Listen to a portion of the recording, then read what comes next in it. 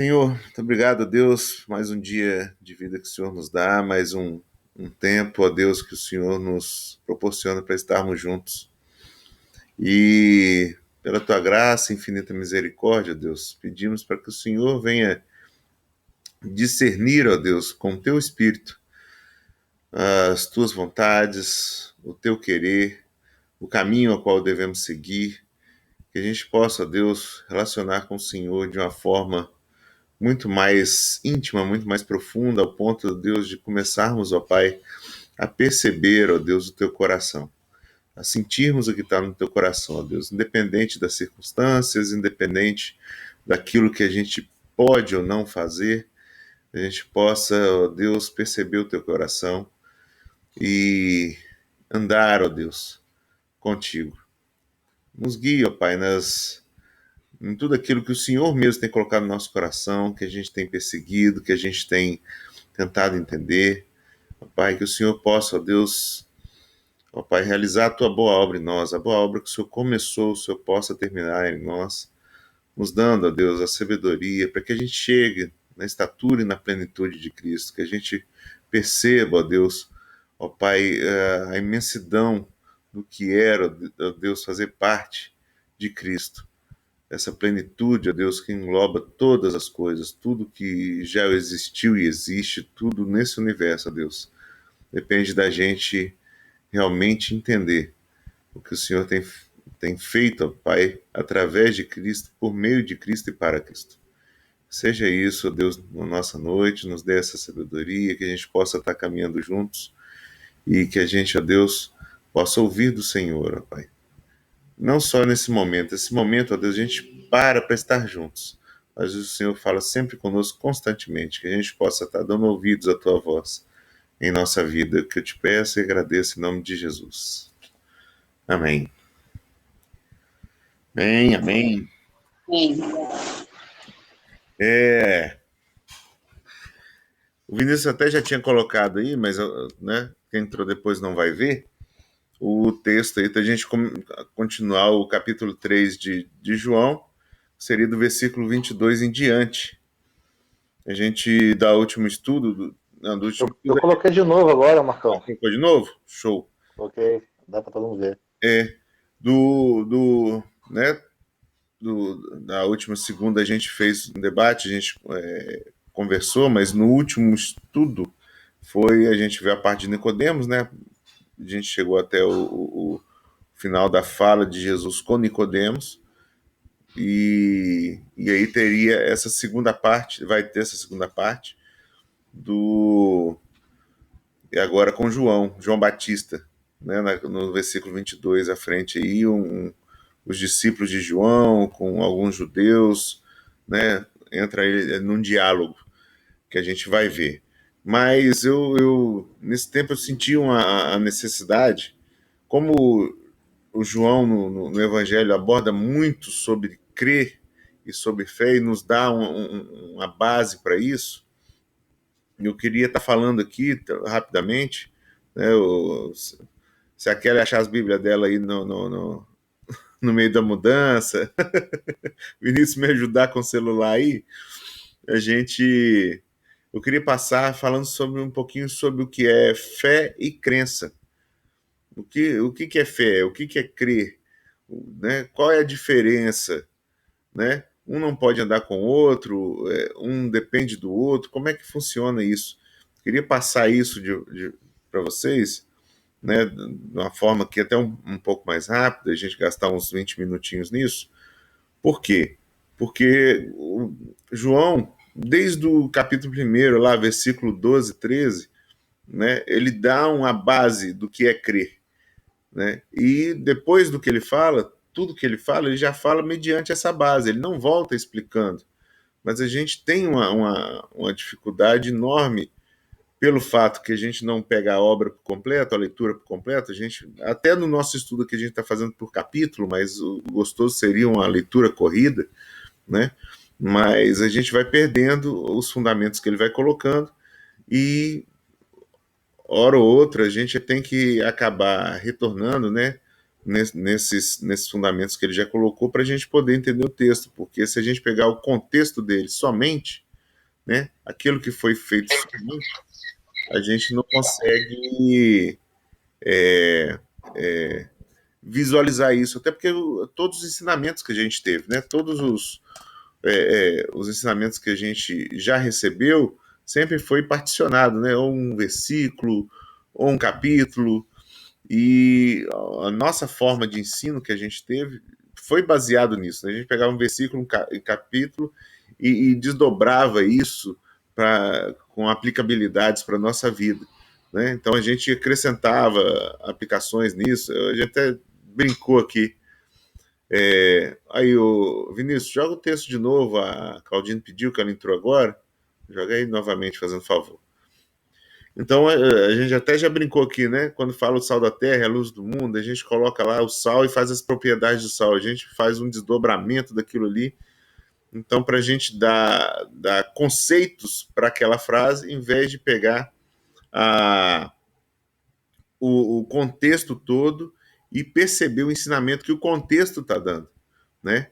Então, a gente pega um versículo, faz um desdobramento dele para fazer aplicabilidades e depois perde o sentido do contexto. E a gente vai ver isso, se a gente conseguir entrar, se a gente passar nessa parte sobre a fé, a gente vai ter um exemplo muito bom nesse texto aí do versículo 22 em diante, vai nos dar uma ideia muito clara quanto a isso. Vocês vão perceber que se a gente quiser pegar versículos ou capítulos à parte, a gente cria uma doutrina, a gente cria uma verdade que não é uma verdade do contexto. E o Evangelho de João, ele é uma narrativa dessa forma. Ele já estabeleceu o princípio, ele não volta ao princípio porque já está estabelecido. Ele, para ele, aquele que está lendo, que está acompanhando, já tem aquele princípio, né, estabelecido. Então ele não fica voltando a cada capítulo nos princípios estabelecidos, né? A gente espera que vocês vão entendendo isso no decorrer da caminhada, e vocês vão entendendo melhor isso. Eu vou dando exemplo também para ficar mais fácil. Então, para a gente começar, queria trazer aqui o conceito, né? A etimologia do que é crer, né, pela tradução, e do que é fé. Então, o significado etimológico do crer, da palavra crer, né, pelo dicionário Vini, a palavra grega, que é pisteu, significa ser persuadido de. Então, quando se fala em crer, quando a palavra crer é utilizada, ela significa que você foi persuadido, você foi convencido, né? Teve fatos, teve argumentos, teve esses critérios que te persuadiu a crer, entenderam? Então, a parte de crer traz esse fundamento, a etimologia dele é essa, de persuasão. Então, para você ser persuadido, tem diversos fatores para que aconteça isso. Isso reflete uma forma de raciocínio, uma forma de raciocínio lógico. Então, você tem alguns fatos, algumas coisas, acontecem isso, dá esse resultado. Então, você, poxa, eu creio. Eu creio porque esse conjunto de fatos me persuadem, vai me persuadir a crer. Isso é crer.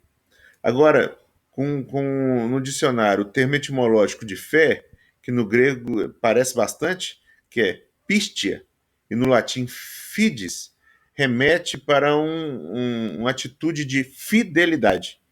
Então, a fé é diferente de crer. Aqui, né, só nas traduções, na etimologia, ela se arremete à fidelidade. E ser fiel, essa fidelidade é diferente de crer, porque a fidelidade você você fideliza a partir de uma decisão, não a partir de fatos ou argumentos.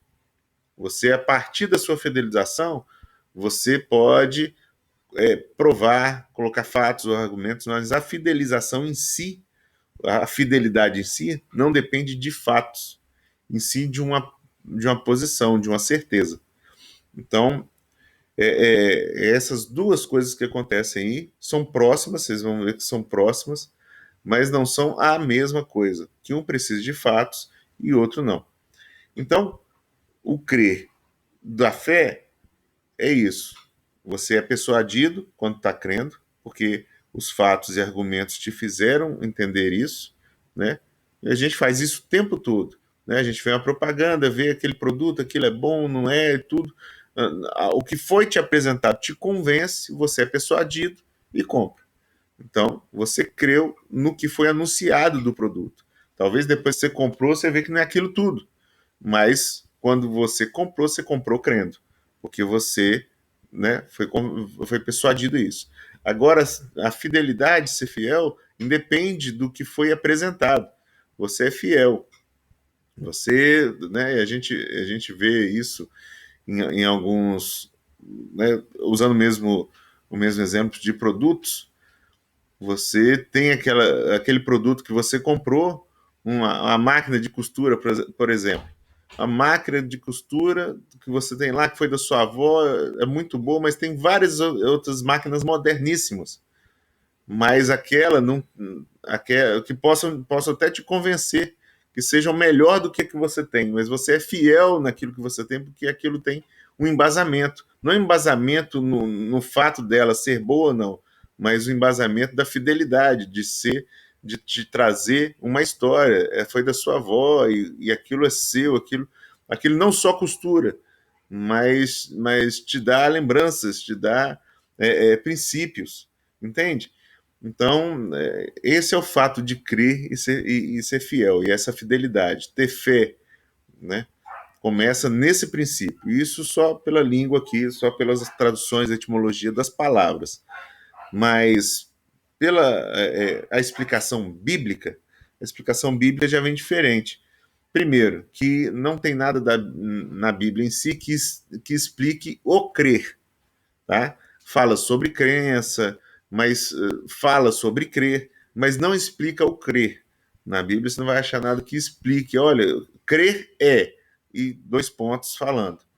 Mas já para a fé tem uma explicação e né, bem fundamentada, que a gente pode ver aí em Hebreus 11:1. Ela vem com a explicação que corrobora com o que a gente acabou de falar, com essa questão de fidelidade. Então, Hebreus 11:1, se o Vinícius conseguir colocar aí, eu vou abrindo aqui também. Ele dá essa conotação já. Já colocou aí, eu vou ler até para você aqui também, Vinícius. Diz aqui, ó, Hebreus 11:1. Ora, a fé é a certeza daquilo que esperamos e a prova das coisas que não vemos. Hebreus 11:1. Sem fé é impossível agradar a Deus. Você colocou do versículo 6? Ou não? É só um? Depois eu vou ver aqui. Sem fé é impossível agradar a Deus. Ei, é que tava no mute. Eu botei o 1 e o 6, que eu acho que os dois se complementam. Não, sim. Porque sem fé é impossível agradar a Deus. Eu queria até ter uma explicação depois para ele com essa relação de fé, que é impossível agradar a Deus. Você fala que tem que ter um patamar para chegar lá. Mas eu vou ler só o versículo 1 por enquanto, que é: ora, a fé é a certeza daquilo que esperamos e a prova das coisas que não vemos. Então, fé é certeza. Certeza de quê? Daquilo que esperamos, não que temos. E uma prova concreta, a fé é uma prova concreta do que não vemos. Vocês entendem?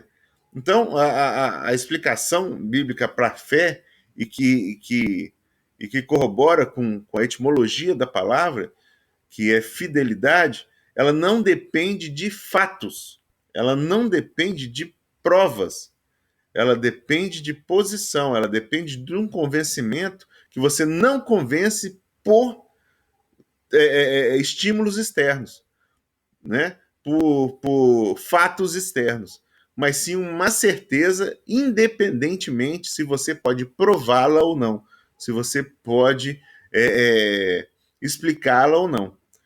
Olha que diferença. Então, a fé é essa certeza. Na verdade, a fé é a prova. É a prova daquilo que você tem certeza. Olha essa versão aí transformadora, que legal. Deixa eu ver aqui. A fé mostra a realidade daquilo que esperamos. Ela nos dá convicção das coisas que não vemos. É verdade, muito legal aqui, hein? A fé mostra a realidade daquilo que esperamos. Que é a realidade? Poxa, eu tenho realidade. Como diz, né? A fé é a forma concreta daquilo que é abstrato, daquilo que não dá para. É a realidade do que esperamos. Você está esperando. O que está esperando? Dá para você mostrar? Não. Como é que você mostra, então? Com a fé, com a certeza daquilo que você está esperando, que ainda não veio. Né? Ela nos dá convicção das coisas que não vemos.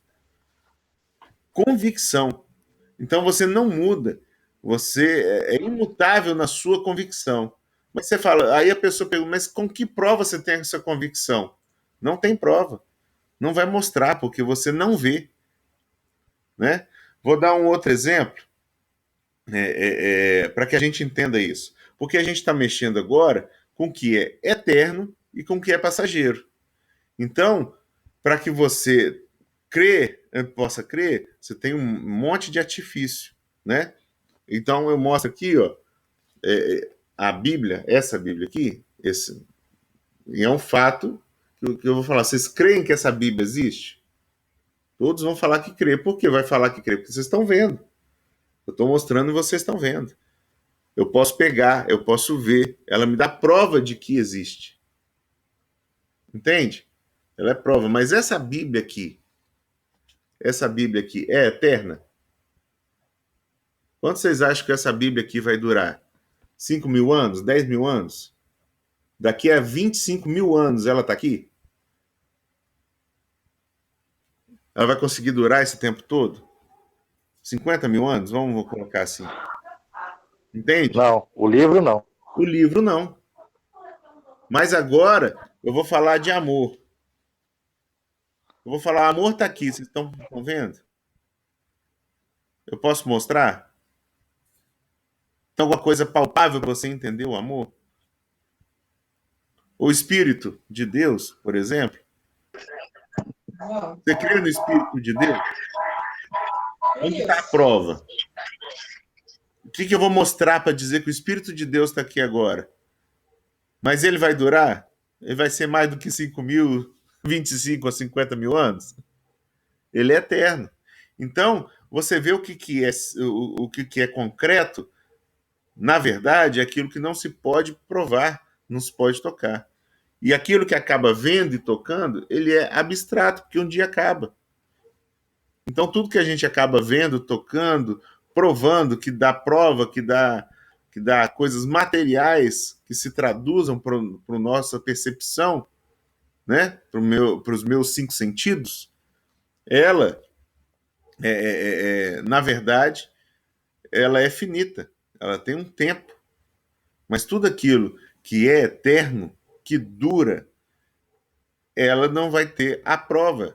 A prova é exatamente a fé, é a certeza que ela é eterna, a certeza que o Espírito é eterno, a certeza que o amor é eterno e não passa. São coisas muito mais concretas que nos traz uma convicção do que isso aqui, que eu posso ver, mas é relativo, que passa, que tem o seu tempo determinado. Entende? Marco, o interessante é que tanto o próprio João aí, em alguns momentos ele fala dentro de um contexto que só pode ser entendido espiritualmente e muitos tentam discernir de forma intelectual, de forma racional. Dentro do conceito de crer e de fé, existe uma semelhança muito grande, porque esse crer que nós estamos falando que é o convencimento, é aquela questão que está voltado para aquilo que é racional, aquilo que é palpável, aquilo que tocamos, aquilo que enxergamos. E a fé já parte para a questão espiritual. Eu não consigo palpar, eu não consigo, entre aspas, tocar, Mas pela fé eu consigo fazer todas essas coisas. Eu Exato, consigo palpar, eu consigo sentir, é pela fé. E isso é dentro de um contexto espiritual. Por isso que ele fala que as coisas do Espírito só podem ser discernidas espiritualmente, ou seja, por meio da fé. exato. Olha, você fora de série. É exatamente isso. A pergunta até que eu coloquei aqui, ó, você já respondeu, mas pode continuar respondendo. Aonde nasce a crença? A crença nasce aonde? Exatamente o que você falou. Da convicção humana, do raciocínio, da lógica. Né? A gente viu de Nicodemos, ele percebeu que Jesus vinha da parte de Deus de um raciocínio lógico. Ele falou, poxa, ninguém pode fazer as coisas que você está fazendo, que você, Jesus, está fazendo, se não vier da parte de Deus. Ele teve um raciocínio lógico pelas coisas que ele viu, pelos milagres que ele viu, né, que era palpável, visível, era a percepção dele, fez um raciocínio e creu naquele raciocínio.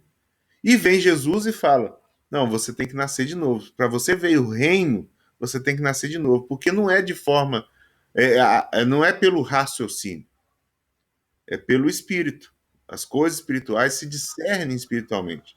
É pela fé que você vai ver, né? Por mais que o raciocínio dele não estava errado, o raciocínio dele foi lógico e muito bem colocado, mas não vinha da base certa, não vinha do princípio certo, que você vê o reino através da fé e não através, Ele foi um pouquinho sarcástico também, né, Marcão? lógico. Ele foi um pouquinho sarcástico também, né? Que é óbvio que era uma pergunta muito desconexa. O versículo que eu coloquei junto do 1 aí, também, se a gente for associar isso, é interessante, porque se a gente for racionalizar, trazer para dentro de um contexto lógico, é difícil crer nesse Deus que nós estamos falando. Porque pela lógica, né, que Deus é esse que eu não posso ver, mas que está vivo? Né? Você começa a associar pela racionalidade e você dizer por ela que você crê em Deus, quando eu tento trazer para dentro desse conceito, fica impossível Uhum, percebê-lo e muito menos agradá-lo, porque é só por meio da fé, só por meio do Espírito sim. que eu consigo mensurá-lo, tocá-lo, me relacionar com ele. Pela lógica, como é que eu vou me relacionar com um espírito? Uhum, Né? Então, assim, muitas das vezes, durante o decorrer da nossa caminhada, nós falamos que cremos num Deus, nós cremos pela racionalidade daquilo que as pessoas, é, na teoria delas, criaram esse Deus para nós. Mas pelo Espírito, pela fé, a gente desconhece, porque é só por ela que eu consigo me relacionar com ele. É só por meio dessa fé. Fora isso, eu vou me relacionar com uma tese, com um ideal que eu construí dentro da minha lógica de quem é Deus. Então, eu associo, por exemplo, as minhas emoções com as emoções de Deus. Então, como é que Deus não se compadece daquele irmão daquela maneira? Né? Olha os animais sofrendo. Eu estou falando frases que eu ouvi esses dias aí de algumas pessoas. uhum. Ou seja, ele tem uma ideia de Deus e tentam trazer essa ação de Deus com o homem com base nas suas emoções racionais. Isso aí. Por isso que a gente desconhece tanto esse Deus quando a gente fala, é, por exemplo, que Deus não está preocupado com a sua dor, com o seu sofrimento, ele está preocupado com tudo aquilo que todas essas coisas vão trazer ao seu coração, né? Tudo aquilo Uhum. que ele quer revelar como princípio, como propósito, tudo aquilo que de alguma forma vai contribuir para o todo, não o único e exclusivamente seu. Aí quando a pessoa associa esse Deus às suas emoções, né, que ele te ama e a gente associa esse amor isolado de tudo, né? Eu sou o mais importante, eu sou, né? Uhum. Você entra em escândalo. Como é que esse Deus não bate, né? Tico e Teco não se falam. Não bate, é porque o fundamento está errado. Parte do princípio do que você creu, mas parte por você. Então, De onde nasce a crença? Nasce do raciocínio, nasce daquilo que você pegou para raciocinar e te convenceu, né? Aquilo que trouxe alguma convicção para você. E agora, mas para quem? Para quem é essa crença? Aí você não tem o direcionamento, porque acaba sendo para você. Porque como você se convenceu, tudo que vai partir dessa crença vai partir do seu raciocínio e convencimento. Vai partir desse princípio que você montou, entende?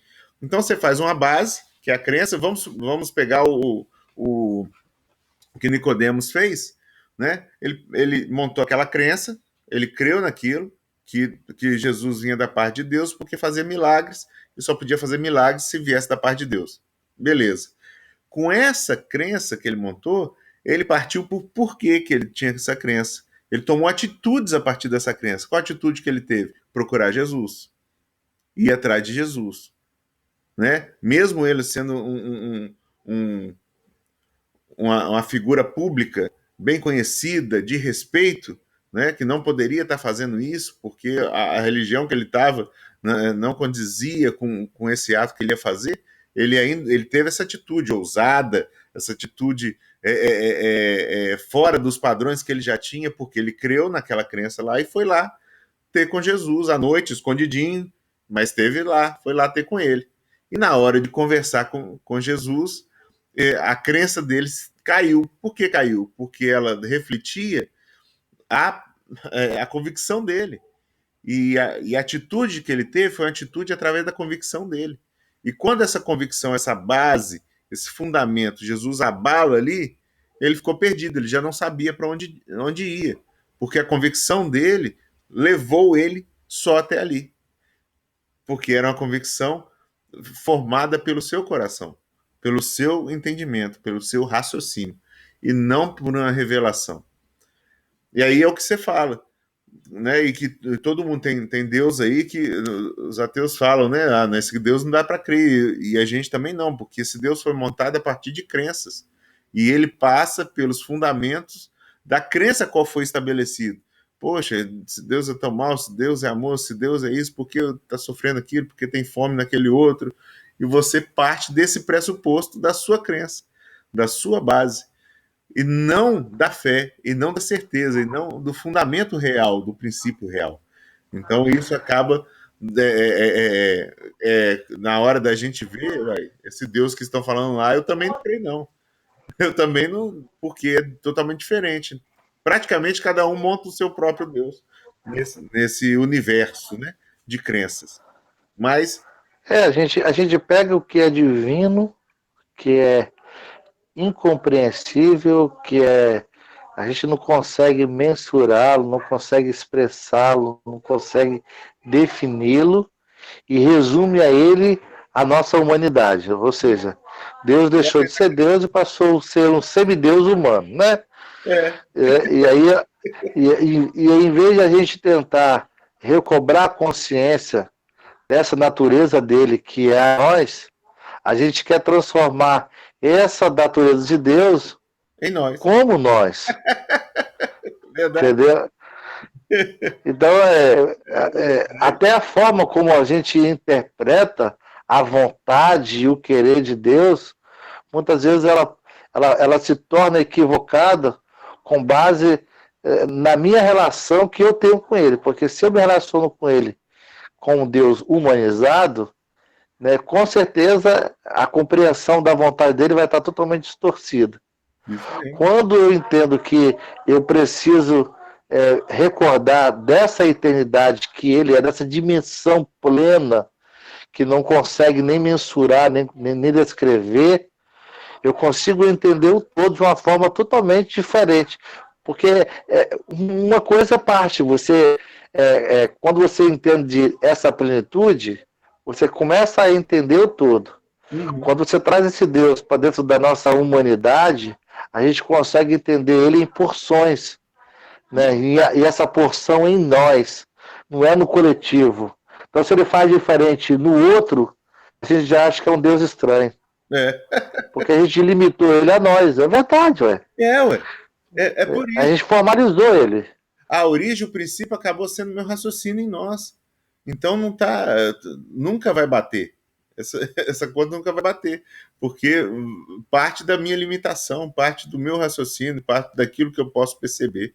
E esse não é a parte, não é o fundamento. Se tudo é dele, por ele, para ele, tem que partir dele. Então aí eu faço a pergunta, né? Essa pergunta responde de onde nasce a crença e para quem é. Então nasce de nós mesmos e acaba sendo para a gente mesmo, mesmo se a gente envolve Deus nisso. Mas de onde nasce a fé? E aí eu vou pedir para você me ajudar aí, né? Colocando Efésios para mim, Efésios 2:8 para a gente,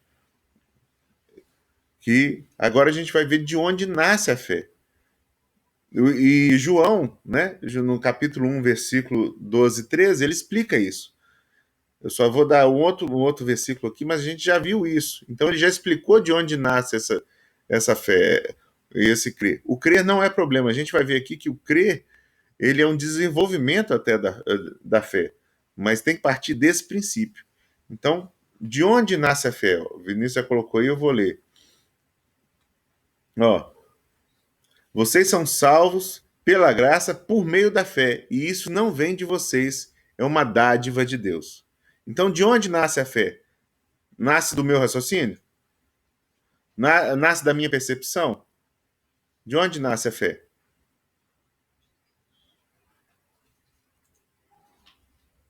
Ó, já que ninguém respondeu, eu vou falar, hein? Nasce de Deus. É uma dádiva de Deus, é um dom de Deus. Ele que dá. E eu quero deixar isso bem claro. A fé vem de Deus. Ele que dá.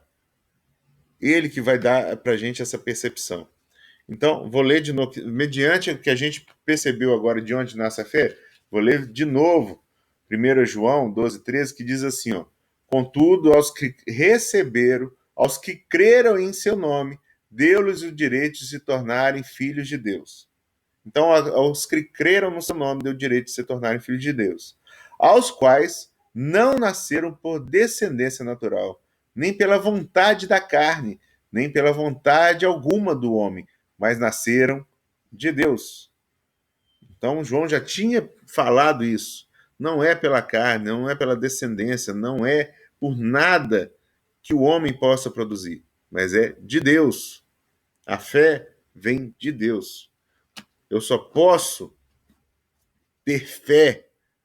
Você fala, não, vou fazer uma fezinha, vou. Eu só posso ter fé se vir de Deus. E é o que o Vinícius falou antes. As coisas espirituais só se discernem espiritualmente, porque vem do Espírito, vem de Deus. A fé. Em Marco, eu estava falando essa semana com uma pessoa, né, estava assim, tentando trazer de uma forma bem simplista, assim, o resumo assim dessa convicção, dessa certeza da presença dele em nós, né? Eu falei com essa pessoa que Deus criou um boneco de barro e era apenas um boneco. Aí Deus tirou uma porção de si, como se fosse para a pessoa entender, né? Como se fosse um pedaço de si e colocou dentro desse boneco. E aí tudo aquilo que vai evidencializar, que vai revelar esse Deus, são apenas características relacionadas dessa presença dele em nós. Então a fé é uma das características que comprova a presença dele em nós. É isso. É só por isso. Entendeu? Então, assim, não é de nós, é uma característica daquilo que é dele, que está em nós. Então, assim, deixamos de ser apenas um corpo, agora nos tornamos como ele, porque estamos assumindo essa identidade desse Deus que colocou essa porção dele em nós. A gente não viu essa plenitude toda, porque a gente só vai ver quando a gente se tornar de fato, dentro dessa essência, dessa convicção, dessa unidade, de um único ser, de um único indivíduo. Quando a gente sair da Enquanto a gente não tem essa convicção, né, a gente só vai ver características, né, que apontam para essa unidade, que é fruto dele, não nosso. É isso mesmo. Quando a gente quer sair dessa caixinha, a gente vê por completo, porque a gente vê com os olhos ainda, e não vê com os olhos espirituais, mediante a fé. Entende? Então, essa convicção, essa certeza, quem dá é o Senhor. Ah, como eu sei que eu sou salvo? A gente já viu em Romanos 8. O Espírito de Deus testifica com o meu espírito que eu sou filho dele. Então, como é que eu vou saber? Só espiritualmente, só se o Espírito de Deus falar com o meu espírito. Eu tenho alguma coisa que eu possa fazer para saber isso? Não posso. Não tenho nada, nada na carne, nada do que eu fale, que eu sinta, que eu ouça, que eu toque, que eu cheire, nada do meu Hein, sentido que Marco? leva a isso. Hum, Isso aí, esse negócio é tão sério, porque nas preparações aí das escolas bíblicas aí para batismo, né? A gente sempre perguntava, ou já foi perguntado, se você tem certeza da sua salvação. Né? E a gente ficava em dúvida, porque associava perdê-la por causa de um pecado, por causa de uma atitude. Ou seja, a salvação, quando eu racionalizo ela, quando eu tenho apenas essa crença, essa convicção de forma racional, que associar ela a uma atitude, a um mérito, eu posso perdê-la. Mas quando eu associo a ela de forma espiritual, que é por meio da fé, única e exclusivamente por meio da fé, é por causa daquele que habita em mim, não existe mérito, não existe nada que eu faça, nada que eu tenha, nada que vai mudar isso, porque é da natureza daquele que colocou a sua porção, da sua presença em mim. aí. Característica dessa porção é a salvação, ou seja, a fé é uma característica da presença dele em nós, a salvação é uma característica da presença dele em nós. Não Ou depende, seja, depende de você quê? começa agora a entender de uma forma diferente. Uhum. Não depende de nada nosso. É dele, por ele, para ele. Então é por isso. Aí eu faço outra pergunta que eu fiz para a crença, eu faço para a fé. Né? De onde nasce a fé? De Deus. E é para quem? Aí eu coloco aí, peço para você colocar aí, Hebreus 12, 2. A gente vai saber para quem é. A fé é para mim? A fé não é para mim. A fé é para eu ter certeza de nós. Olha que diferença. Depois você coloca Hebreus 12, 2.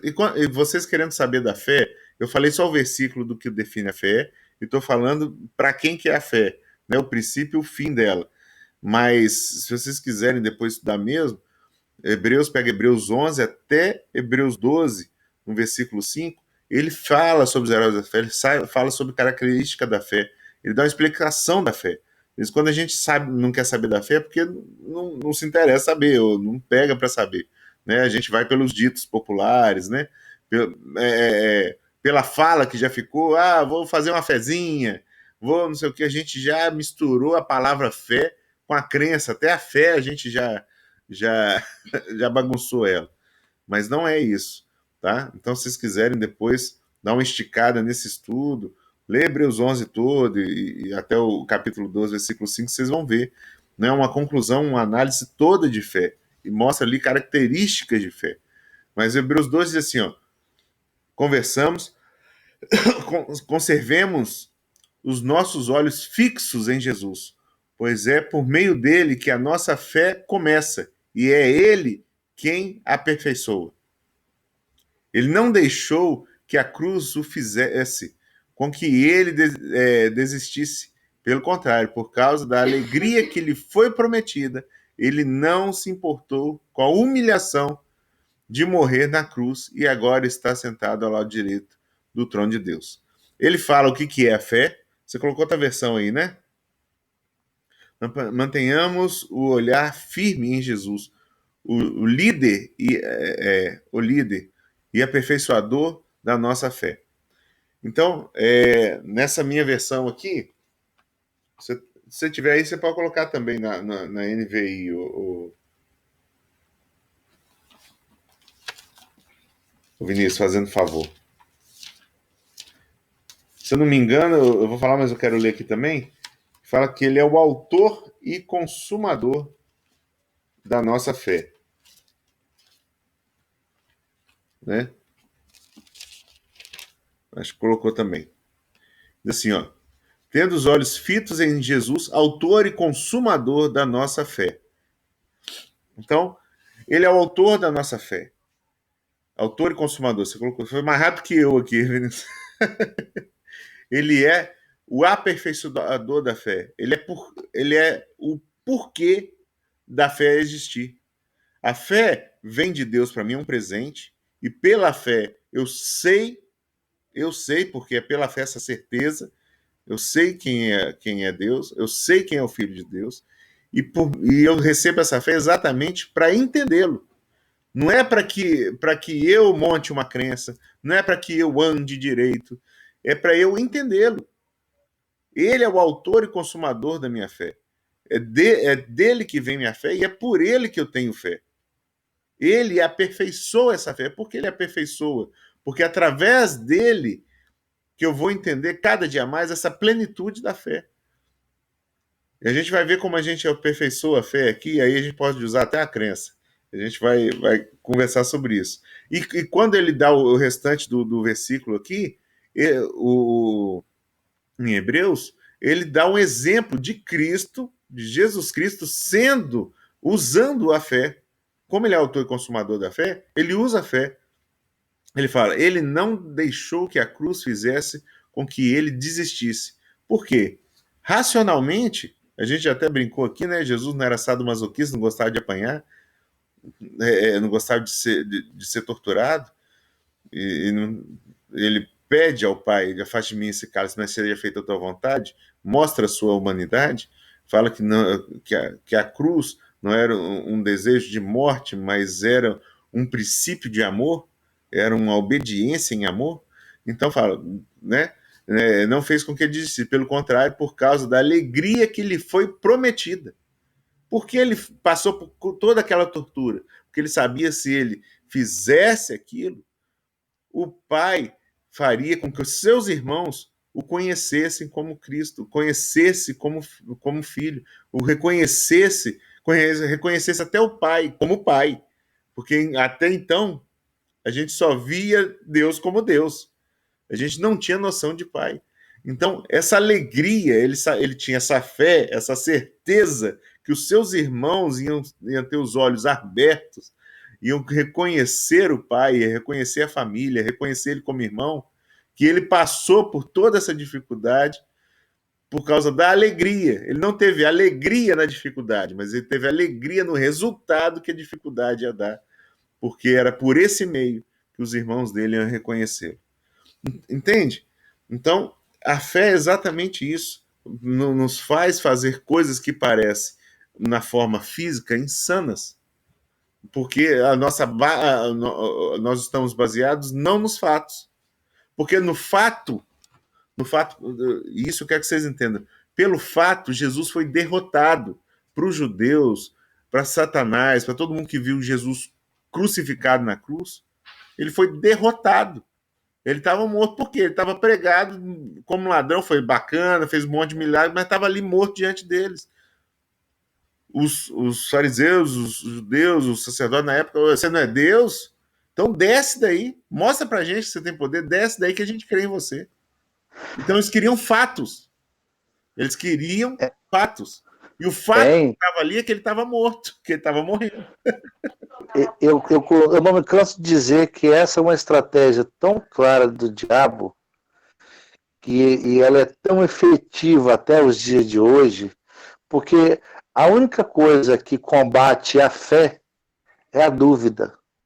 Então, ou seja, todo o tempo Satanás estava dizendo, ó, se tu és filho de Deus, transforme isso. Se você é filho de Deus, então desce dessa cruz. Sabe? Todo o tempo fazer com que ele deixasse de ter aquela convicção, a certeza de todo aquele propósito da qual ele estava fazendo, se gerasse dúvida, se ele tivesse dúvida, um milímetro de dúvida, se realmente era Deus que estava ali, se era, ele já teria desistido. E aí eu fico tentando associar, é claro que dentro de um outro contexto, todos os mártires da Bíblia. Né?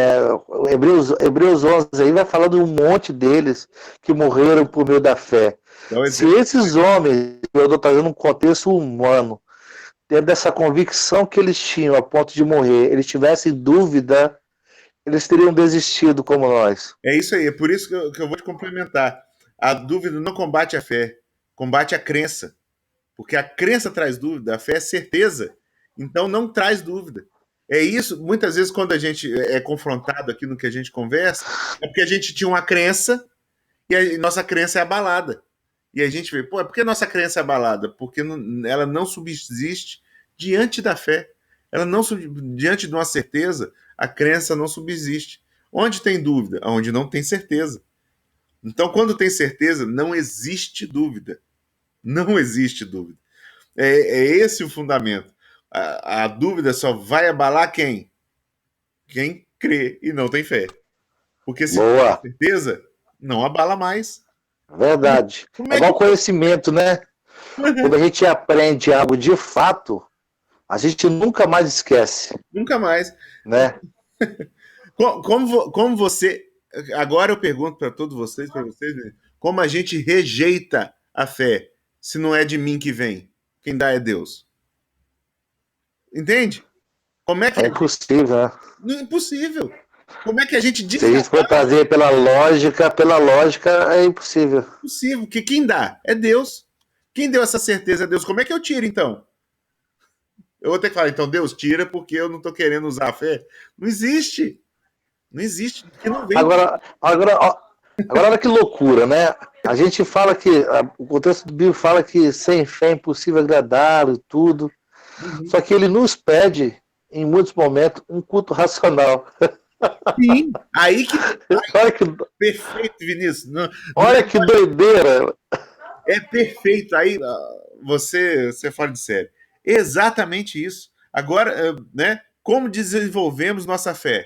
Desenvolvemos nossa fé crendo. Agora o crer faz sentido. Porque eu vou basear o meu crer não no meu raciocínio, mas naquilo que Deus me deu através da fé. O crer é o seguinte: a minha certeza, eu já usei esse exemplo, vou usar de novo. Eu tenho certeza que fazer exercício físico é bom. Tenho certeza. Está vindo de mim essa certeza. Vamos supor se essa certeza de fazer exercício físico vem de Deus. Deus me revelou que fazer exercício físico faz bem. Beleza, tenho essa certeza, não tem? É minha base, minha convicção. Ninguém me tira isso da cabeça. É uma certeza. É uma coisa inabalável. Agora, daqui para frente, eu vou viver e não faço exercício físico. O que eu estou fazendo? Eu não vivo pela fé. Eu não vivo pela minha certeza. Você entende? Eu não vivo pela minha certeza. Se eu tenho a fé, se o Senhor me deu aquela certeza, eu tenho que viver por ela. Agora eu tenho uma vida para viver. Então eu vou usar o meu crer. Crer o quê? Nas atitudes do exercício físico. Eu posso fazer 50 abdominais, 20 flexões e fazer uma caminhada. O outro irmão pode fazer, pode levantar supino, pode correr 5 quilômetros. Mas ele, tanto eu como ele, vai viver pela fé, porque eu tenho certeza que o exercício físico faz bem para mim. Então é isso que Tiago fala. E se você puder colocar aí, Tiago 2, 14 a 17, é exatamente isso. É praticando a nossa fé. É por isso que ele fala: fé sem obras é morta. Por que é morta? Porque eu não revelo o que eu tenho certeza. Eu tenho certeza. Tiago 2. Tiago 2, de 14 a 17. Exatamente isso, rapaz. Agora eu vou viver, eu vou colocar, eu vou fazer os meus fundamentos. Quando eu crio. Ou seja, o resultado da fé é a ação, né?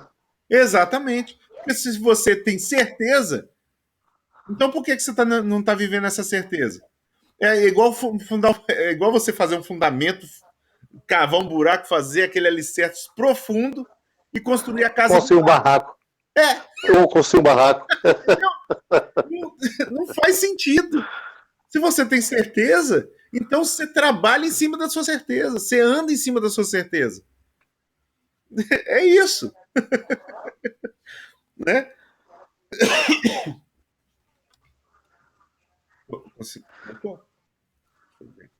Isso, Tiago 2, 14 diz assim: ó, de que adianta, meus irmãos, alguém dizer que tem fé se não tem obras? Acaso a fé pode salvá-lo? Entendeu? É a fé que te salva? Não, porque é o Senhor que te dá. Pode salvá-lo? Você anda nessa salvação, você foi salvo da sua ignorância? Então, ela pode salvá-lo se você não expressa isso. Então você ainda não teve essa certeza. Aí ele dá um exemplo, olha que legal. Se um irmão ou irmã estiver necessitando de roupas, do alimento de cada dia, e um de vocês lhe disser, vá em paz, aqueça-se, alimente-se, até satisfazer-se, sem, porém, lhe dar nada, de que adianta isso? Assim também, por si só, não, se não for acompanhada de obras, está morta, porque você não. Como é que você abençoa a pessoa, fala que você vai ser farto e tudo, se você não é a ação dessa fé? Se você não é essa atitude de fé? Se você tem certeza que ela vai alimentar, é porque você está alimentando. Como é que você manda ela se alimentar e não dá o alimento? Entende? Então, é assim que a gente desenvolve a nossa fé. Desenvolve como? Tornando ela palpável, tornando ela tangível, trazendo a realidade. Hein, Marco? Hum. É bom também ressaltar sobre a importância de que muitas das vezes, para sermos vistos, as pessoas têm uma atitude como essa para mostrar para as outras que vive da fé.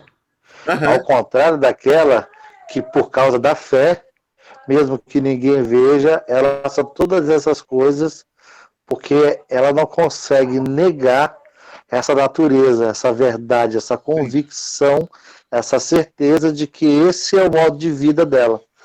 É como se a gente não conseguisse parar de respirar porque é da minha natureza, eu respirar, né?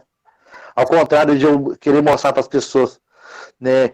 Eu puxando o ar para dizer que eu estou respirando, como para ser visto, sabe? Não, é um alerta fundamental que você trouxe, Vinícius. Por quê? A fé não anda sem um pilar tremendo. É por isso que Tiago dá esse exemplo. A fé não anda sem uma natureza de Deus que é amor. Sem amor não existe a fé. Não tem como você exercitar a fé sem amor. Não tem. A fé você pode ter fé a ponto de transportar uma montanha. Mas se você não tiver amor, quão inútil isso é? Se você não usa aquilo que o Senhor te revelou para viver exatamente no amor de Cristo, isso é inútil. Vou dar um exemplo que a Bíblia dá. Olha que interessante, trouxe um alerta fantástico. Quando o próprio Pai revela para Pedro que Jesus era Cristo, o Filho do Deus vivo, foi uma revelação de quem? Do Pai. Ele teve essa certeza de que Cristo era Filho do Deus vivo, que Jesus era o Cristo, Filho do Deus vivo, pelo Pai. Não foi carne, nem foi sangue. Nem carne, nem sangue. Foi o Pai, foi a revelação. Quem deu essa fé para ele? Para Pedro? Quem deu essa certeza para ele? Foi o Pai. O próprio Pai. Então a fé dele era inabalável, a certeza era inabalável. Só que ele tinha essa certeza, mas não tinha consciência. Ele não andou nessa fé, nessa certeza. Porque 3 versículos depois, quando Jesus começa a falar como Cristo e fala: eu preciso ser entregue, eu vou ser morto, eu vou chegar em Jerusalém, as pessoas vão me perseguir. Pedro vem tendo a revelação do Pai, tendo a certeza que Jesus era o Cristo. Ele não usou a fé, ele não andou por fé, por essa certeza, mas pelas suas expectativas, e chama Jesus à parte e fala: você não pode fazer isso, você não pode se entregar. Então ele não andou mediante a certeza dele, mas sim as suas expectativas, as suas crenças. Que não, pelo que eu já li, um Cristo é o Salvador, é o Libertador, o Cristo é o general, o Cristo é o rei, é o Senhor dos exércitos. Então ele tinha a revelação do Pai, mas andou pela crença e não pela revelação. E aí Jesus chega para ele e fala: arreda, Satanás. Você para mim é pedra de tropeço. Por quê? Porque não adianta a gente ter a revelação do Pai e ainda nos agarrar nas nossas crenças e nas nossas expectativas. Se eu tenho a fé do Pai, eu tenho que andar por ela. Entende? Ter a revelação do Pai não me dá o andar nele. É por isso que Paulo fala: aquele que tem o Espírito, ande em Espírito. Porque eu posso ter a revelação, o Espírito não vai deixar de eu ser filho, não abalou a salvação. mas eu posso andar em convicção, em crença em carne. Eu não revelo essa verdade. Então eu tenho que desenvolver a fé como? Eu tenho que andar nessa certeza, através do amor, através do Espírito, andando em Espírito, andando mediante a certeza que eu tenho. E não mediante a crença que Neymar, eu posso montar. deixa eu tentar contextualizar aí uma explicação. Assim, tem coisas que a gente ouve com frequência, mas tem um certo dia, um certo momento específico que Deus vai lá e te desperta para aquilo, né? Uhum. Na segunda-feira passada, eu já ouvi a Kelly falar isso várias vezes, que o amor é uma pessoa, né? O amor Uhum. não é um sentimento, o amor não é um objeto, ela é uma pessoa. Isso. Dentro do contexto que a gente está falando aqui, né, que eu tentei contextualizar lá para o boneco de barro, e Deus colocou uma porção dele dentro daquele boneco, que é da sua natureza, eu consigo trazer dentro do contexto que essa pessoa a que ele se refere é essa porção que ele colocou em nós, a própria presença dele.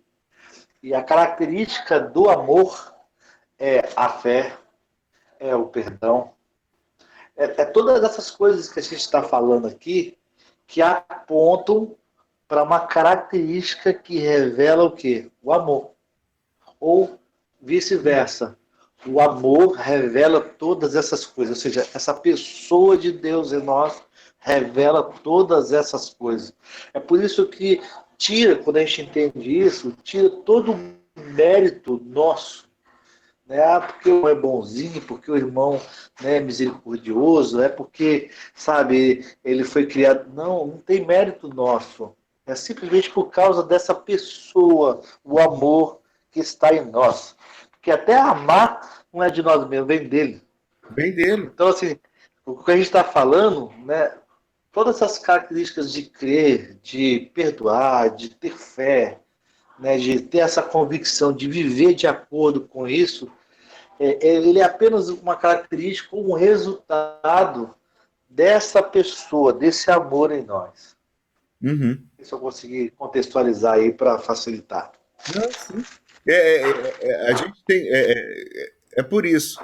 Quando a gente fala de crença, a gente monta um raciocínio da convicção e tenta desdobrar isso, fazendo alguns métodos, algumas coisas para que até pareçam verdades, mas que não refletem o fundamento, a realidade, o reino, o Espírito e Cristo, né? Quando a gente se fundamenta na fé, naquilo que o Senhor nos dá, naquilo que Ele nos deu, é um presente dele, a fé a gente não cria ela, a gente recebe, a gente desenvolve exatamente andando por ela. E aí a gente tem que acessar o quê? Eu vou conseguir andar pela fé acessando as minhas expectativas, acessando os meus raciocínios? Não. A gente vai continuar na fonte do eterno. A gente vai continuar na fonte de Deus, a gente vai continuar recebendo a seiva da árvore de Cristo. Então o amor vem dele, perdão vem dele, entendeu? Tudo dele, por ele, para ele. Continua nele. Qualquer coisa que a gente fizer fora dele, que até pareça piedade, até pareça fé, até pareça, mas não vem do fundamento dele, não sai do fundamento, sai de um puxadinho, não sai do fundamento, a gente não o expressa. Isso é por isso que fala através do amor e fala em Coríntios, ó, você pode dar o corpo à própria morte, você pode vender tudo e dar para os pobres. Isso tudo aparentemente aos olhos é o mais certo a se fazer, mas pode estar errado porque não está vindo do fundamento, não está vindo do que é eterno, está se baseando no que é, ó, relativo. Não está vindo do amor. Não está vindo do amor. O resumo é o amor. Se a gente entende que essa pessoa, que a Kelly fala aí, eu vou usar sempre essa expressão, porque eu estou desenvolvendo muita coisa aqui na minha cabeça por causa dessa expressão, Uhum, caiu a ficha em um momento para eu olhar para o outro lado. uhum. Quando a gente entende que essa pessoa, esse amor, foi colocado por ele em nós, sabe?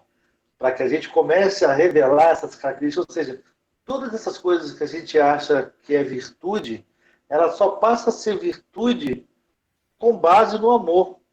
Porque eu Exato. posso fazer o que é certo, né? Todas essas coisas convicto, convencido, na verdade, né? Racionalizando, mas sem amor, Aquela pessoa pode até receber, mas eu vivo vazio. Eu não consigo me relacionar, não consigo experimentar um pouquinho dessa plenitude do Pai, porque eu racionalizei. Então, pela racionalidade, eu vejo o necessitado, eu vou ajudar o necessitado, É. né? É, sabe? Então é muito fácil você ser convencido, você ter a consciência lógica do dever, daquilo que deve ser feito. Mas quando a gente faz inspirado ou como resultado da presença dessa pessoa, que é o amor em nós, tudo passa a ter um sentido que não passa por mim, começa pelo outro. Isso aí. Porque a racionalidade começa por mim, né? E por ele começa já pelo outro, que eu se dane, né? Eu não estou nem preocupado com a minha vida. É por isso que se torna um mártir. O cara morre pela fé e não está nem se importando com a sua vida. Se vai deixar filho pequeno, se vai deixar a esposa sem trabalhar, quem vai sustentar fulano, quem vai ficar com os avós, com os pais, né? Porque quando a gente racionaliza, a gente logo vê essas coisas, né? É por isso que Jesus falou bem assim: deixa que os mortos sepultem os mortos, sabe? Deixa que deles outras pessoas cuidem. É, tipo assim, a prioridade agora é aqui, é outras pessoas, sabe? É que você cumpra, restabeleça tudo aquilo que eu te chamei para fazer, é por meio da fé. Cara, isso é doido. É Isso é tremendo. doido demais. Você vê, a gente tem muitas religiões, Vinícius, muitas religiões que fazem, nossa, coisas lindas, muito mais do que a gente, muito mais que a gente chama aí de cristão, né? Muitas religiões faz, né, caridade, trabalha para os outros, faz muita coisa, mas você vai ver o princípio e fala, não, é porque tem que galgar um patamar a mais, porque tem que crescer nisso. É tudo na parte do interesse de uma troca. Então, o fundamento que está errado, as atitudes, pode ser nossa e deles, a mesma. As atitudes lá, ajudar a mesma. Mas de que fundamento está vindo? Qual o Ó, fundamento que está expressando? você lê um texto aí de Jesus que, quando a gente lê ele, parece que Jesus está fazendo por interesse, né? Aham. Pela alegria que me foi proposta. Aí, quando a gente tenta, de alguma forma, associa ela a esse mesmo texto de forma racional e esse mesmo texto de forma espiritual, ele passa a ter sentidos totalmente Totalmente diferentes. diferente. Dentro da racional, eu vou fazer isso, eu vou morrer na cruz, porque existe uma alegria que me é proposta, existe algo que Deus me prometeu, e a recompensa desse sacrifício é galgar essas coisas. Sim. Isso é o que a gente faz racionalizando. Na fé. Quando a gente associa esse contexto. Hã? Você quase falou do céu. Oi? Quase falou do céu. É, mais ou menos isso. É por aí. E quando a gente está dentro do contexto espiritual, está dentro desse contexto da visão da fé, ele era tão convicto que, se fazendo ou não, Deus já tinha preparado algo para ele, que o resultado da morte da cruz é só apenas por gratidão. Olha só, eu fazer algo para Deus por resultado de um amor que eu sei que, fazendo ou não, ele vai me amar. Isso aí. Não sei se eu consigo expressar isso. Não é por causa da promessa. Eu fiz isso com a minha filha esses dias. Por causa do fundamento. Minha filha, papai, se eu comer tudo, o senhor me leva tal dia no McDonald's? Eu falei assim, não, meu amor, eu não vou fazer isso como uma forma de recompensa. Eu vou te levar no McDonald's uma hora dessa porque eu te amo. E você vai sentir tão grata por isso que você vai comer tudinho. Pronto. Muda o foco. Muda o foco. E isso é fé. Isso é fé. Ela tá tão convencida que eu não vou voltar atrás com o que eu prometi para ela, que ela vai ficar tão grata que ela vai fazer o que ela tem que fazer por amor, não por obrigação. Pronto. Explicou muito bem. É isso. Então, para andar em fé, agora pasme também, para andar em fé não precisa nem de raciocínio lógico. Foi o que Pedro fez. Pedro chegou lá, Jesus falou: quem não comer da minha carne, não beber do meu sangue, não faz parte de mim. Ninguém entendeu nada do que ele falou. Nada, ninguém entendeu nada. Nem os discípulos, umas pessoas já estavam, outros discípulos estavam seguindo Jesus, foram até embora. Jesus chega para eles: vocês querem ir embora também? Vocês não aguentaram o que eu falei? Não, vocês querem ir embora? E Pedro fala: para onde iremos? Se só o Senhor tem as palavras de vida eterna. Ele agiu por fé. Ele não entendeu o que ele disse, não entendeu, mas ele sabia, ele tinha certeza, porque foi o Pai que deu isso para ele, deu essa certeza que ele era o Cristo, Filho de Deus vivo. Ele agiu por fé. Não entendeu nada, mas sabia que Jesus Cristo era a fonte das palavras de vida eterna. Então eu vou seguir, mesmo se eu não estou entendendo nada. Eu vou estar perto, mesmo se eu não entender nada. Então, você entende que não precisa nem do raciocínio lógico, porque o que Pedro fez não foi lógico, foi ilógico. Não, explica para nós, nós vamos entender e a gente te segue, Jesus. Explica aqui o que... Mas, Marco, e não é. No decorrer muitas vezes da nossa caminhada, a gente começa a caminhar por essas convicções, sabe? E aí é nessas convicções que Deus começa a confrontar com sua verdade e a nossa fé começa a ser desenvolvida, ou melhor dizer, na versão aperfeiçoada. Então não é algo que instantaneamente agora eu tenho fé. Não, todas essas coisas estão sendo confrontadas com a sua natureza em nós, revelada a cada ponto, que isso está nos aperfeiçoando, ou seja, nos fazendo sermos cada vez mais como Ele. Isso aí. Você não vai perder a fé ou colocar mais fé. O Senhor te deu a fé e a cada passo que você andar mediante a fé, mediante a certeza que você tem, você vai revelando-a. Você revela mais, você revela menos, você revela pouco, revela muito, mas não muda a fé. A certeza não muda, porque foi vinda de Deus. Pedro, próximo lá com Jesus, não revelou a fé ali logo de começo, mas não mudou ele. Ainda depois, quando traiu Jesus, quando voltou e Jesus fala, apacenta minhas ovelhas, não mudou. Ele continuou com aquela certeza e foi entendendo a certeza e vivendo conforme ela. Ela é inabalável. Ela é imutável. A certeza que o Senhor dá, que não tem condições de mudar. Você não vai fazer de... A fé ser outra fé. Aí tem um texto, Marco, que também é bom falar aí, que a Bíblia fala que a fé vem pelo ouvir a palavra de Deus. Muita gente associa que esse ouvir a palavra é as Escrituras, né? É as Escrituras, é o próprio livro, a própria Bíblia. E aí nós estamos falando aqui que essa palavra é daquela pessoa a qual ela se refere. Né? É o amor, é a pessoa de Deus em nós. Ouvir o Espírito, né? Ouvir aquilo que ele testifica em nosso coração, aquilo que muda o nosso entendimento, transformando a nossa mente igual a de Cristo, né? Aumenta a minha fé. Eu incentivo as pessoas, às vezes, a darem testemunho, né? A compartilharem, para que, de algum modo, algum fundamento, algum princípio alcance o nosso entendimento, entendendo que aquilo ali é algo do próprio Espírito Santo, que isso venha de mudar ou aperfeiçoar a nossa fé. Isso. E o aumentar e aperfeiçoar a fé não é mudar ela, é revelar ela. Você anda mediante ela. Aí você vê... Pois é, mas é tão transformador que parece que muda tudo, né? Não muda. Quando você fala da gente compartilhar aqui, você vê, poxa, que o Senhor agiu daquela forma com a pessoa e ela teve a certeza e andou em fé. Você fala, pô, também posso andar em fé. E isso nos motiva, isso nos ajuda, isso nos completa, porque a gente revela. Porque é aquele negócio, a gente não vai inventar a fé, a gente não vai modificar ela.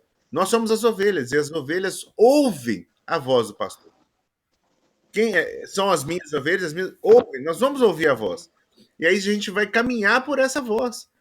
Imagina, né? Alguém te chamando e você indo pela direção da pessoa, né? Mediante a voz que você está ouvindo. Você pode tropeçar um pouquinho, andar um pouquinho para um lado para o outro, mas não tem como não ouvir, você vai naquela direção. Então, andar em fé, andar nessa certeza. E a gente vai envolvendo... Vou falar. E muitas das vezes, isso que é loucura. Isso exige de nós muita fé. Porque muitas vezes Deus vai te chamar por caminhos que você vai olhar para baixo e não tem chão. Você está na beira do precipício, daqui a pouco ele fala assim, ó, continua andando. Isso aí. Aí você vai Como pela você, voz, não rapaz? pela razão. Você vai pela voz e não pela razão.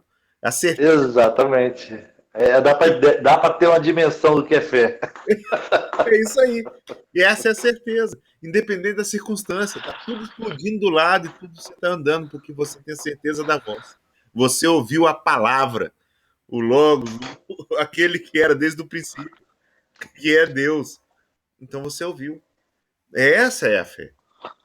Não vai agir pela circunstância, mas sim pela certeza. E sem demonstrar isso. Quando a gente age por ela, ela é revelada. Entendeu? Isso é maravilhoso. Então é por isso que eu acho que eu dei essa. Eu acho que não vamos entrar hoje no restante capítulo de João, não, né? De João 3 não. Mas Eu acho que nós já encerramos João. Hã? Eu acho que nós até encerramos João.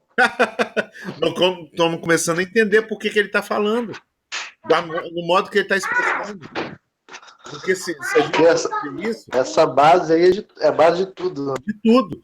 Porque senão a gente vai pegar versículos ou capítulos pensados ali, que são sofismas, e a gente precisa combater essas sofismas, essas crenças, mediante a fé, mediante a certeza que a gente tem, que não vai ser que é inabalável. Então a gente tem que caminhar essa leitura e caminhar esse estudo mediante esses princípios. E João já estabelece isso. Ele está falando para pessoas que caminharam com ele, que ele foi pastor, que ele foi discípulo, que ele discipulou, que ele ministrou durante anos, no final da vida dele. Né? Ele participou daquela comunidade com Éfeso e passa isso para os irmãos, escrevendo esse evangelho para eles. Nesse sentido, com aqueles que já têm o Espírito. Então, quando a gente pega isso sem o Espírito, a gente transforma isso em crenças, em sofismas. Então, a gente pode, mediante a fé, fazer, né, crendo na fé, agora sim, crendo no fundamento, fazer coisas mediante essa fé. Então, eu vou fazer atos de amor. Por quê? Porque a minha fé é em amor. A minha fé é em Cristo. Vou fazer atos de justiça. Vou perdoar. Ah, não estou com vontade, não estou com sentimento para isso de perdão. Mas eu vou fazer o quê? Vou fazer mediante a certeza que eu tenho. Que essa é a atitude que eu tenho que ter. Mediante, se eu estiver com vontade, sem vontade, se estiver bem, se eu não estiver bem, se aquilo me faz bem ou não faz, eu vou fazer. Porque eu tenho essa certeza. Então, eu tenho atos de fé. E atos de fé não são atos miraculosos, atos de fé são atos mediante a certeza que eu tenho. Eu vou agir mediante a certeza que eu tenho. E depois que eu tenho esses atos, eu coloco eles como prática. É a mesma coisa que, por exemplo, se eu sei que a Sônia que gosta de um chocolate meio amargo. Eu sei que ela gosta, já é uma certeza isso. E eu vou insistindo para comprar um chocolate mais doce, porque eu gosto de chocolate mais doce, eu não vou agir conforme certezas. Eu não vou agir por amor. Ah, ela gosta de me amar, né? Não, é simbolismo. Calma. Mas eu não vou agir por amor. Eu posso até substituir, eu posso até agradar, mas não é por amor, porque eu tenho interesse meu, pessoal, em vez do interesse total no outro. É aí que vem Filipenses 2 e 7 em diante, que fala exatamente isso. Que a gente tem que ser igual quem? Jesus Cristo. E ele fez o quê? Ele, sendo Deus, não se usurpou ser igual a Deus. Abriu mão da divindade. Abriu mão de todo esse poder que ele podia usar. Ele não viu isso como vantagem. Então ele podia fazer coisas para ele mesmo e ele não fez. Abriu mão, veio, se colocou semelhante ao homem, na mesma dificuldade, nas mesmas emoções, nas mesmas coisas. E nisso, se equiparando, ele não quis, mesmo não se equiparando, ser no mesmo nível. Ele se humilhou e serviu até morte de cruz. Então eu posso ter artifício para usar o meu benefício, mas eu não vou usar. Eu vou abrir mão disso para servir ao outro e servir até a morte, e morte de cruz se for necessário. É isso que eu tenho que fazer. Não colocar aquilo que eu posso, aquilo que eu tenho, para fazer para o benefício próprio. E é o que você falou desde o começo, lá no comecinho, que é o que Satanás fez lá, tentando botar dúvida em Jesus se ele era filho ou não, querendo que ele usasse os atributos dele para benefício próprio. Você está com fome? Transforma a pedra em pão e come. Você pode fazer isso. Então, tudo que a gente tem, toda a certeza que o Senhor nos deu, não é para benefício próprio, porque a gente não faz isso. A fé não é para nossa salvação. Se a gente entende o que é amor, se a gente entende o que é o princípio, a fé é para nossa salvação ou é para a salvação do próximo? A fé é para o meu benefício ou o benefício do próximo? Por isso que vem aquele texto que você colocou, agora eu posso lê-lo, que acho que foi um dos primeiros, que diz assim: sem fé é impossível agradar a Deus, pois quem dele se aproxima precisa crer que ele existe e que recompensa aqueles que o buscam. Se eu entendo isso no princípio de que eu quero ser beneficiado, eu vou chegar perto de Deus crendo que ele pode me abençoar e vou pedir a bênção para mim. Mas se eu tenho fé, se o princípio vem dele, se ele me colocou a fé, eu me aproximo dele, eu faço como ele faz. E todo mundo que busca ele para ser abençoado pode me buscar que eu vou abençoar igual ele abençoa, que eu vou amar igual ele ama, que eu vou fazer igual que ele faz. Olha que diferença. Mas a nossa carnalidade, a nossa fraqueza humana, corrupta, humana, no contexto que eu falo sobre trazer dúvida, também se encaixa muito depois da ação. Eu fui movido pela fé. Eu fiz porque eu não conseguiria deixar de fazer. É algo que se torna irresistível eu fazer algo que eu fui conduzido a fazer. Depois de ter feito, quando começa algumas dificuldades, algumas lutas, sendo resultado daquilo ou não, ele começa a soprar, a questionar, valeu a pena? É isso mesmo que você tinha que ter feito? Essa era a fé que você tinha? Você foi realmente, você fez a vontade de Deus? E aí, assim, tem momentos que a nossa carne fica, ela fraqueja, né? Você começa a pensar, caramba, será que eu podia ter feito diferente?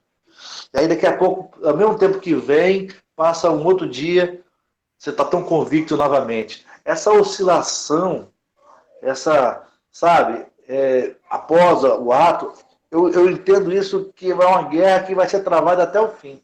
Isso. Porque a carne até o fim, porque nunca vai essa... aceitar do espírito. A carne nunca vai aceitar do espírito. Por isso que é a luta. Nunca. Ela nunca vai ficar satisfeita quando você fizer mediante a fé. A primeira que vai gritar contra é a carne. A primeira. Não é que você perdeu a fé, Não. mas essas dúvidas de fazem você questionar se aquela atitude foi pela fé. Ué. Olha só, Jesus foi tão carne como nós, que ele pediu para afastar do cálice se ele sabia que ia passar, porque ele é o cordeiro que foi morto antes da fundação do mundo. Ele tinha certeza que ia passar. Não é porque ele pediu, porque é pela carne. A carne sempre vai lutar contra. Sempre vai lutar contra. Eu me vi assim essa semana, final de semana. Eu comecei a pensar, falei, caramba, cara, será que realmente foi esse o melhor caminho? Essa a melhor atitude? Sabe? Aí você começa a repensar, se eu tivesse feito diferente, sabe? Trazendo dúvidas naquilo que antes você tinha certeza absoluta. Uhum. E é assim mesmo, é a carne que vai trazer, mas aí ela rodeia, é o que a gente já conversou, né? Antes a gente tinha um monte de dúvida e algumas certezas. Hoje a gente tem a certeza e fica rodeando um monte de dúvida em volta. Mas ela nunca vai achar fundamento. Nunca. Porque o fundamento já é baseado não no que eu montei como convicção, mas naquilo que o Pai me deu e revelou. Porque você volta sempre ao prumo? Porque foi o Pai que te deu. Não foi mais ninguém que te tirou, que colocou isso. Foi o próprio Pai que te deu. E se o Pai te deu, quem pode tirar? Se o amor dele é um amor completo, quem vai tirar esse amor? Nem profundidade, nem coisa do presente, nem coisa do porvir, nem qualquer outra criatura. Nada pode me separar desse amor, porque vem dele. Não foi baseado no que eu fiz e nem em quem eu sou.